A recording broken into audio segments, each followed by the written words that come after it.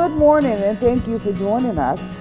Here we are once again with our Community Outreach Update Show here at MCC, and we are excited to prepare for you on campus on May 14, 2016 from 10 to 2, where we will embrace the idea of dancing in the rain, a women's seminar, which includes speakers and a brunch, and there will be a few vendors available as well. It's a day for the women of our community to relax and network with one another. And we're hoping that all of you will call and make a reservation and decide to come out and be with us.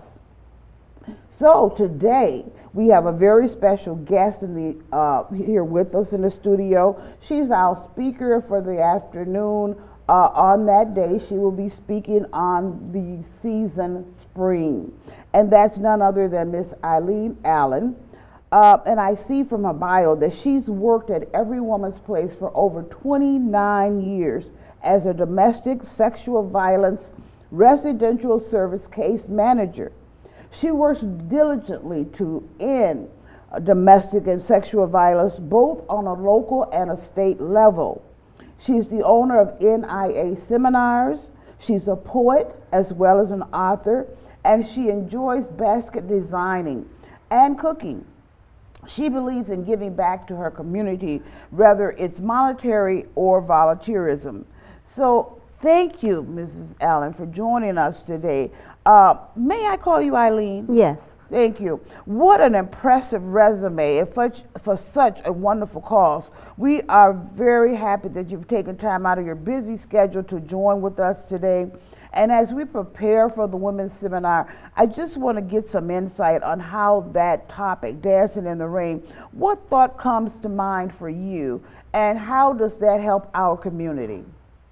Well, the title, Dancing in the Rain, to me, what comes to my mind is thinking about, despite the many obstacles and barriers that we face in everyday life throughout the year, that dancing in the rain, that yet we're still to maintain our composure, and regain our composure and withstand whatever that rain may be in our everyday lives. So I'm really looking forward to it. And when I think about spring, I think about vitality, I think about reorganization. A lot comes to mind. So it's just the opportunity to spring forth new beginnings, Yes. to re-energize ourselves in whatever capacity we choose to do so in.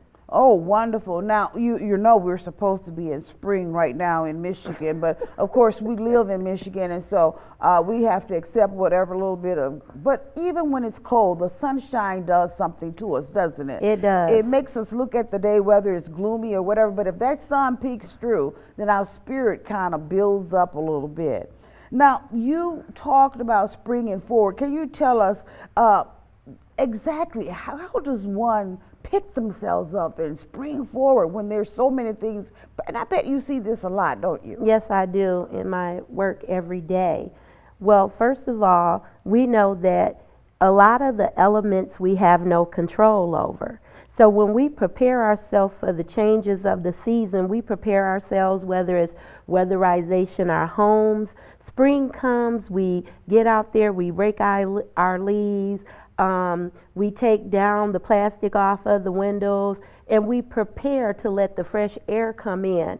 And in one's emotional health, physical health, it's a time where we look at where we've been, the situations around us, and evaluate and begin to take some things off, to lay some things aside, to regroup and restructure and reorganize.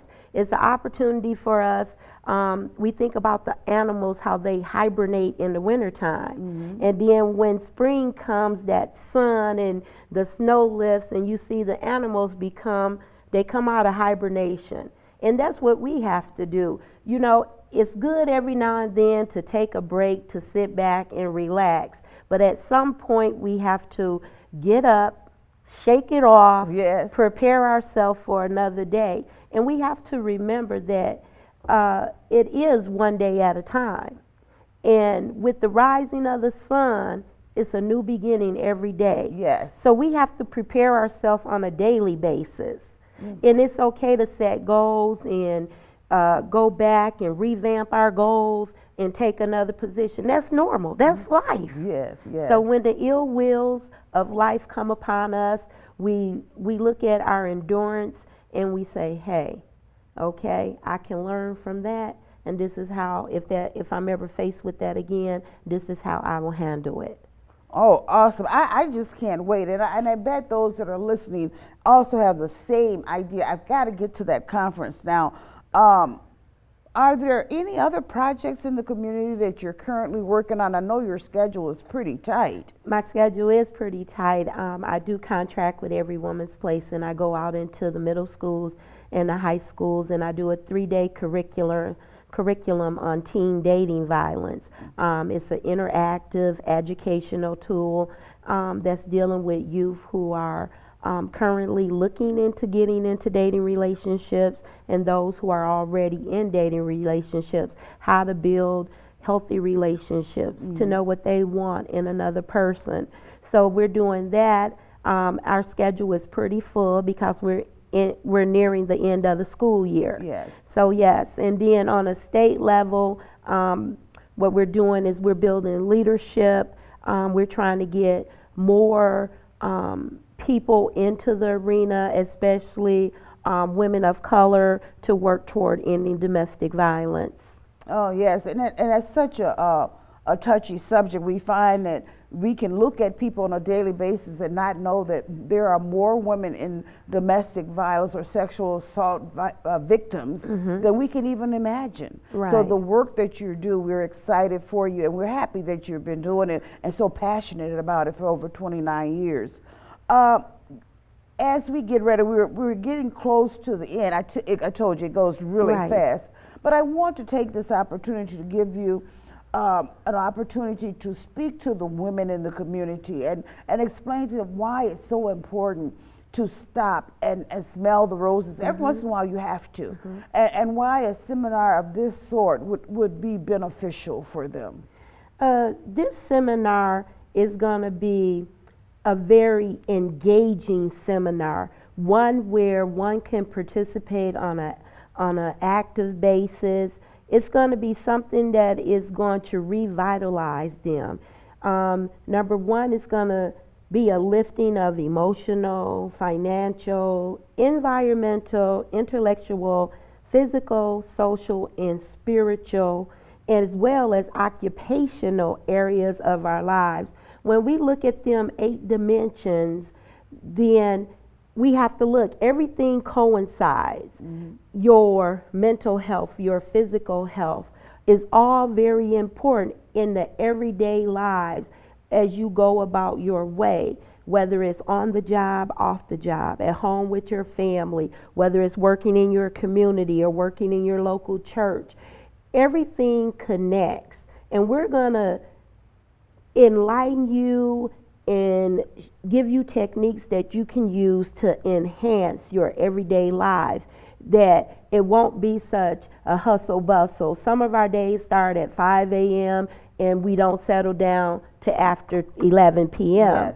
And we want to emphasize the importance, the overall total being, the importance of stopping to smell the roses. Yes, yes.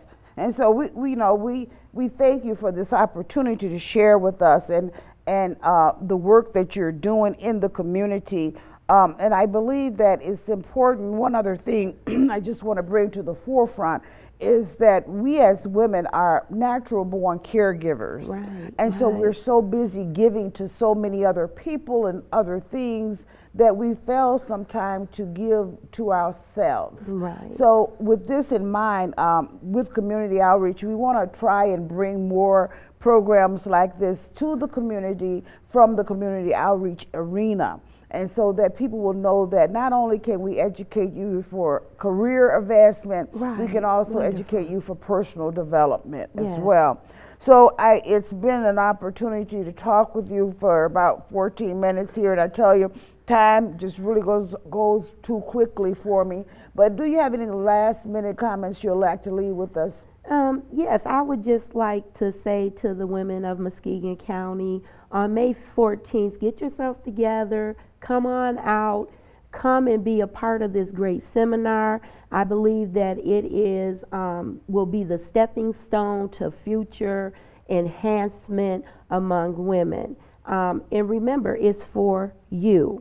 And self-fulfillment is so important. We, as you said, are caretakers and we fulfill the needs of others, but you cannot effectively fulfill the needs of others if you don't have self-fulfillment. Yes. And yes. that's very important. Yes, thank you so much. Well, boy, we only have a few minutes, but I just want to thank you for taking time to be here. And to in closing, I want to encourage all of those that are viewing to visit us at www.muskegoncc.edu. Watch the show. If you have questions, call me. You can call me at 777-0582, or you can email me, MARY.WILLIAMS@muskegoncc.edu. And when you think of community, you are to think about Muskegon Community College, because we are here to bring great programming to you. So I'm out of time, but I really want to thank you for coming. You've heard it first here at on MCC TV, May 14th. 10 to 2, Dancing in the Rain. We're talking about the seasons of life: spring, summer, fall, and winter. No matter what season you're in, you can learn to dance in the rain. I'll see you again real soon. Bye now.